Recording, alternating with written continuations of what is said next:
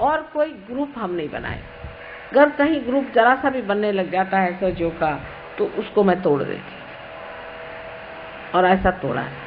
अब जैसे ग्रुप बन गए, दिल्ली वाले हो गए, फिर दिल्ली में कोई हो गए, तो जैसे करोल बाग के हो गए, तो कोई कहीं के हो गए, बम्बई वाले हो गए, तो बम्बई वाले उनमें भी अब ये कोई नागपाड़ा के हो गए, तो कोई दादर के हो गए, तो कोई कहाँ के हो गए।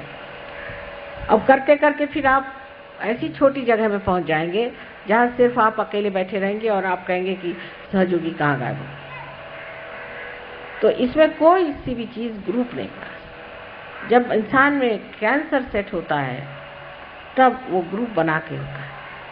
एक आदमी में अगर डीएनए जिसे कहते हैं, एक आदमी में खराब हो जाए, एक सेल में अगर खराबी आ जाए, एक ही सेल में अगर खराब आ जाए तो वो दूसरे सेल पे जोर करेगा और वो दूसरा सेल तीसरे पे करेगा, और ऐसा एक उनका गुट बनता जाएगा, और वो चाहेगा कि हमारा जो गुट है वो सबके ऊपर में हावी हो जाए। जब वो सब पे हावी होने लग जाता है, जैसे कि समझ लीजिए कि आपके नाक के ही सेल्स हैं वो अगर बढ़ने लग गए, तो उन्होंने एक गुट बना लिया और एक बड़ा सा यहाँ पर लंप सा हो गया, और उसने जा करके आक्रमण किया आपके आँख के ऊपर में, आँख को ढक लिया, फिर वहाँ से गए कान को ढक लिया। इस तरह से कैंसर जो होता है वो अपनी अपेक्षा दूसरों को नीचे समझता है और एक ग्रुप बना करके उनको, जो दूसरे लोग हैं जो कि सहयोगी हैं, उनको दबाता है। ऐसी बीमारी सहयोग में अगर फैल जाए तो उसका ठिकाना मैं खूब लगाती हूँ। चाहे मैं कहीं भी रहूँ, चाहे मैं लंदन में रहूँ, चाहे मैं अमेरिका में रहूँ, चाहे कहीं रहूँ, उसका ठिकाना अपने आप हो जाए। इसलिए किसी को भी कोई ग्रुपबाजी नहीं करनी चाहिए। किसी को भी ये नहीं सोचना चाहिए कि हम एक ग्रुप के हैं।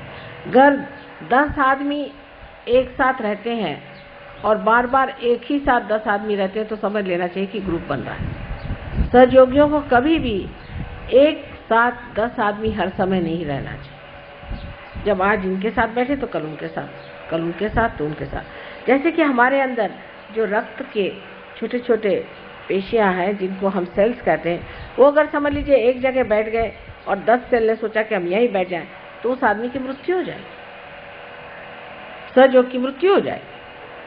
इसलिए हम 10 आदमी एक साथ, क्योंकि हम एक ग्रुप के हैं, ये एक ग्रुप के हैं, वो एक ग्रुप के हैं।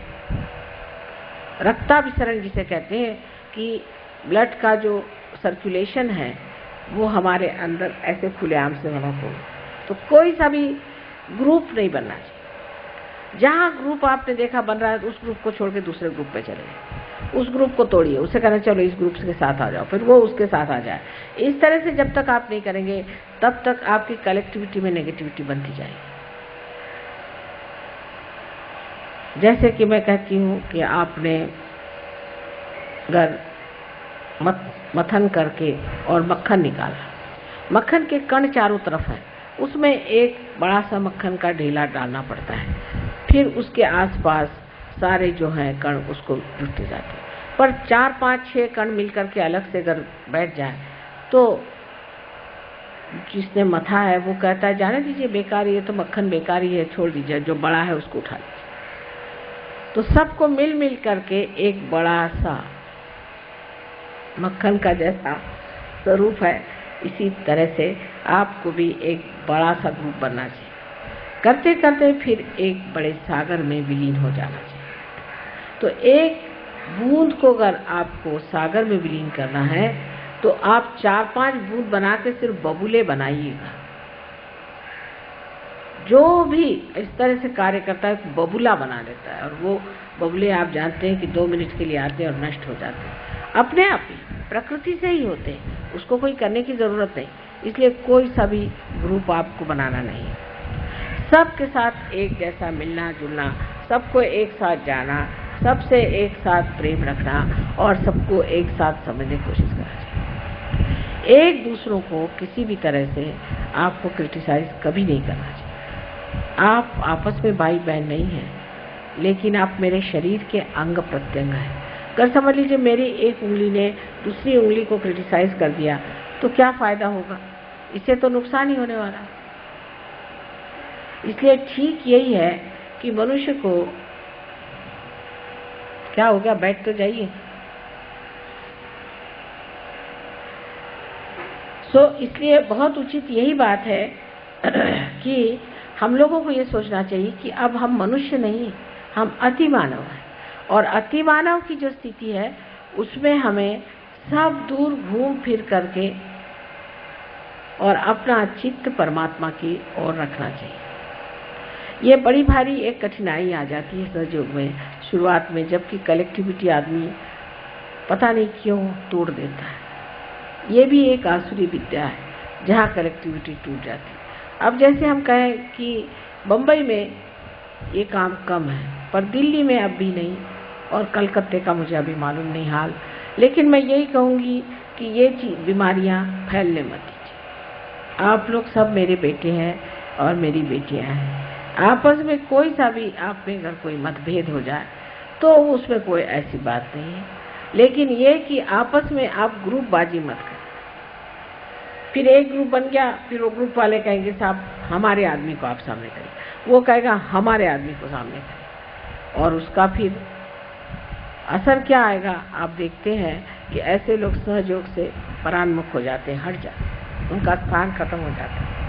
जैसे गुरुओं को खत्म किया है वैसे ही इस तरह के लोगों को भी खत्म किया जाता है। सो मैं नहीं करूं तो आपकी प्रकृति ही करे। इसलिए आपको खास करके मुझे कहना है कि कृपया आप लोग अपनी ओर चित्त दें और दूसरों की ओर प्रेम दें। दूसरों को प्रेम दीजिए और अपनी ओर चित्त दें। अपनी ओर देखें और अपनी ओर देखिए आप ये कहिए कि हम कैसे, क्या हम ठीक हैं, क्या हमारे चक्र ठीक हैं, क्या हम में कोई दोष है, या अगर आप सोचते हैं कोई समझता है उससे जाके पूछिए कि भाई कोई चक्र पकड़ रहा तो बता दीजिए, हमारी समझ में नहीं आता। जिस दिन आप इस चीज को अपना लेंगे कि हम माँ के अंग प्रत्यंग में बैठे हैं, आप समझ जाएंगे कि आपका कितना महत्व है। आप चाहे जैसे भी हैं, हमने आपको स्वीकार कर लिया। अब आपको भी हमें स्वीकार करना होगा और जानना होगा कि अब अत्यंत शुद्ध और पवित्र भाव से रहने से ही हमारी माँ को सुख और आनंद मिल सकता है। आज की एक विशेष तिथि है, जिस तिथि पर ये नया अभियान शुरू हो रहा है कि सारे दुनिया के जितने भी तांत्रिक हैं उनके पीछे मैं अब लगने वाली हूँ। और मैं चाहती हूँ कि आप भी सबके पीछे हाथ धोकर लगे, और जहाँ भी कोई तांत्रिक दिखाई दे तो उसके पास जाने वाले लोगों के लिए कुछ आप चाहें तो उसके लिए हैंडबिल्स वगैरह छपा के वहाँ भेज दीजिए कि ये आप तांत्रिक है और तांत्रिक से भागते रहिए। अगर जो आदमी तांत्रिक के पास जाता है उसके घर में अगर तांत्रिक आ जाए तो 7 पुश्त तक वो पनप नहीं सकते, उसके बच्चे नहीं पनप सकते। 7 पुश्त तक उसके यहाँ हालत खराब है, बड़े बड़े नुकसान हो जाएंगे, उसके घर जल जाएगा और हो सकता है उसकी बीवी कहीं आत्महत्या कर ले। उसमें उसके घर में हमेशा तकलीफें, दुख और परेशानी है।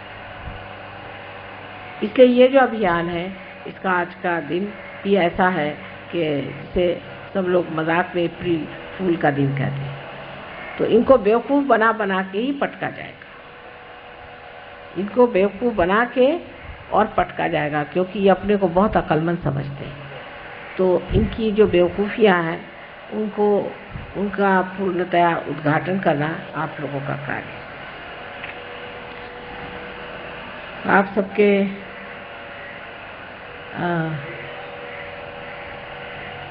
प्यार और दुलार और इस शोभा से वाकई में मैं अभिभूत हूँ। इतना आप लोगों ने खर्च किया, इतनी शोभा बढ़ाई है, तो यही कहना है कि बहुत ज़्यादा खर्चा करने की ज़रूरत नहीं। आपकी माँ तो इतनी सीधी सादी है, उसको कोई भी चीज़ की ज़रूरत नहीं है। आप लोग जो भी है, जो कुछ भी हमें दे दें तो ही बहुत है, हमें तो कुछ चाहिए भी नहीं। जो कुछ हमसे लेना है वो आप लोग ले लीजिए। लेकिन अब आप लोगों के संतोष के लिए हम कहते हैं अच्छा भाई आपको साड़ी देना है तो दे दो, अब क्या करें। लेकिन वो भी क्या कि आप सोचिए कि 4 साल पहले दी हुई साड़ियाँ अब भी ऐसे ही ताले में चाबी में बंद है। वो तो हमारे समझ नहीं आता कि बाद में जब कोई म्यूजियम बनेगा तो उसमें आप लोग लगाइएगा। तो ये सब चीज़ें आपके शौक के लिए जो भी आप कहें, मेरे पास धरोहर रखी हुई है और इसकी कोई ज़रूरत नहीं। पर अब आपका प्रेम ऐसा है कि उसके आगे मैं कुछ बोल भी नहीं सकती और कुछ भी कह भी नहीं सकती। जो भी प्रेम से दीजिएगा, चाहे वो शबरी के बेर हो और चाहे आप लोगों की कीमती साड़ियाँ हो, सब मेरे लिए मान्य है। तो अब हम लोगों की पूजा का समय हो गया। आज जैसे मैंने कहा था जन्म दिवस की बात है, बराबर 12 बजे मैंने अपना भाषण शुरू किया और बराबर 12 बजे ही मेरा जन्म हुआ था।